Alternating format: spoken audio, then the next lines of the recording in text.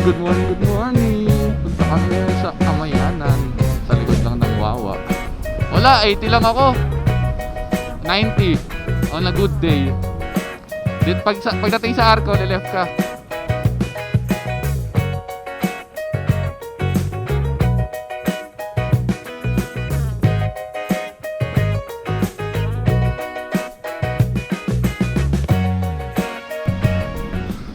Good morning, good morning. Punta kami ngayon sa Amayanan. Sa likod lang ng Wawa. Tingnan namin yung Upper Wawa Dam.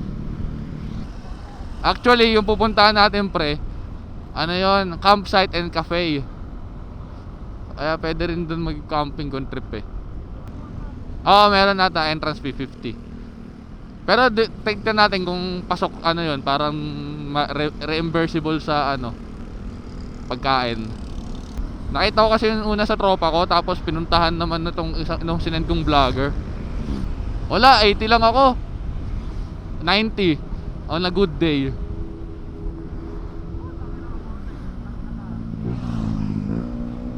Eh, mga ganun, di ko kaya yan pre. Tamang chill ride lang ako pre.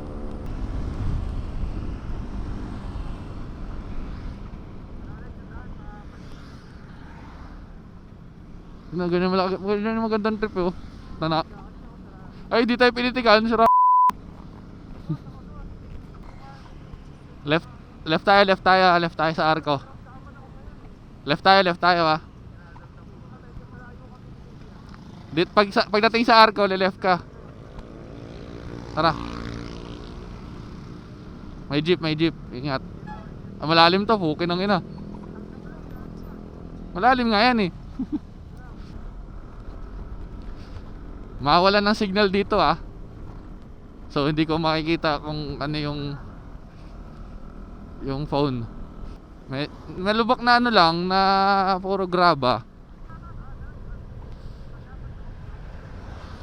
Pwede naman. Ang alam ko kasi ano yan eh. Ewan ko kung truck ba yun o touring.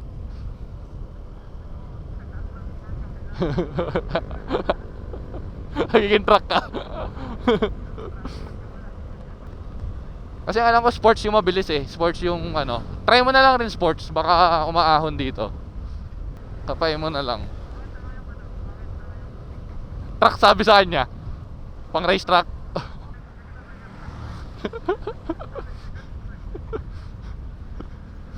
Pag marami kang dala.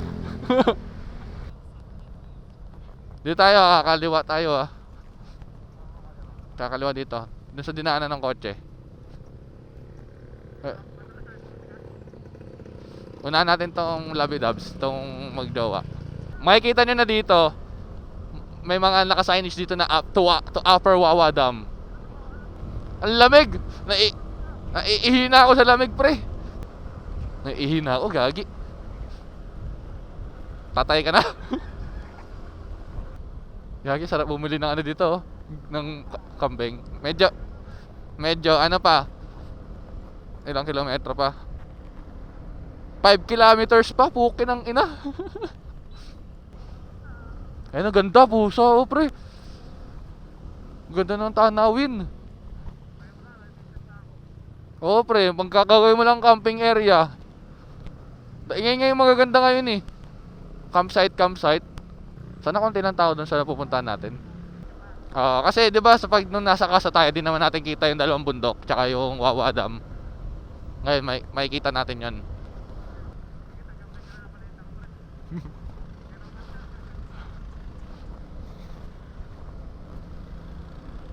Uy, ang ganda ng araw. Kulay gold. Ito Amayanan Mountain Hug. Ayan yung signage. Sundan lang natin yung signage na yan. Baka dumiretso kayo sa tinuro ko, abangin yun. Ito may signage yan, merong umiilaw na ano. Cafe lang rin, tas maganda rin yung view. Oo. Ngayon may mga activities na sila. Meron silang hanging bridge na ano, babagsak. Tapatigil daw yun eh. May truck ah. Hindi naman bumagsak na bumagsak. Parang may lumundo, may napiktal na isang tali. Kaya parang ano, nagbibidyo sakto. Nagpanic. Kasi yun talaga yung pinasikat dito Casa Peregrine. May mga humps ah. Ito na pala ano, ay hindi na pala ano. Uy, ano na, sementado na. Yung tinuro kong ano. Na-update na. Kahapon lang ginawa na, minadali. Malalim ah, malalim.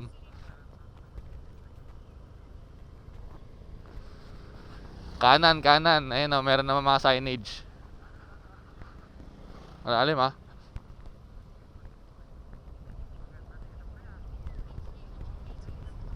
Kanan ulit ah. Ito kanan pa ba.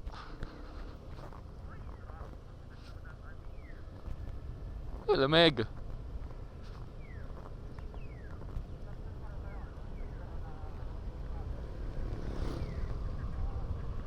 Depende. Kasi ano, dapat alam mo rin yung ano, alam mo rin yung dapat yung speed nung ikot nung makina mo. Ay kunwari, ang speed ng ikot ng makina mo 40 km per ano, 40 kph. Tapos ang takbo mo 20, edi mas bibilis ka.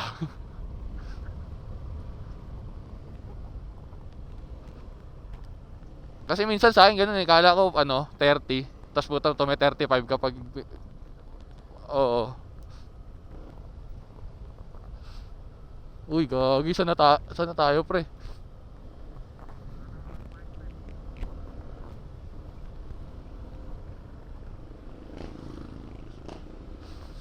Lumig. Maahon. Ay, sarado. Yanan.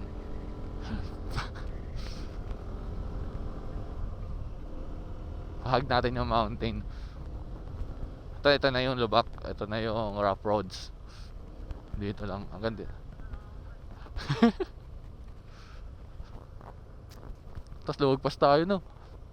Ito lang naman yung kalsada, di ba? Wala naman tayo nakita ibang kalsada, di ba? Uwi na.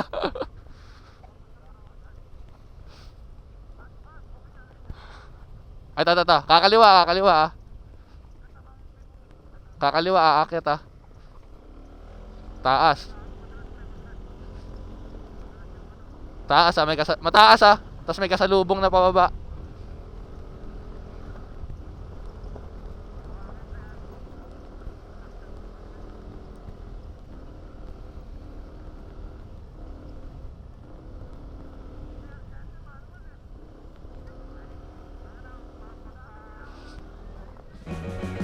Ito na ata.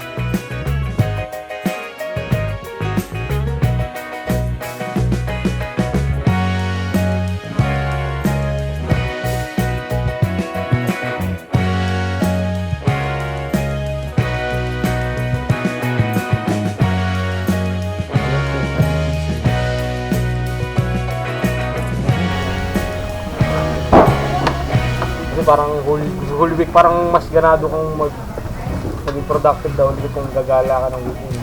Kung meron ka nilook forward. Oo. Gano'n ka, tawa sa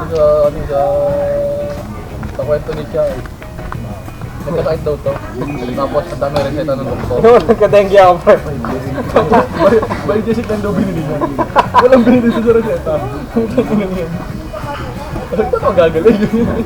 Ito lang yung ininom ko, pangit lang ng iba. Ano pre, hindi ka rin ma-vitamin. Paano ang wifi? Bas mo.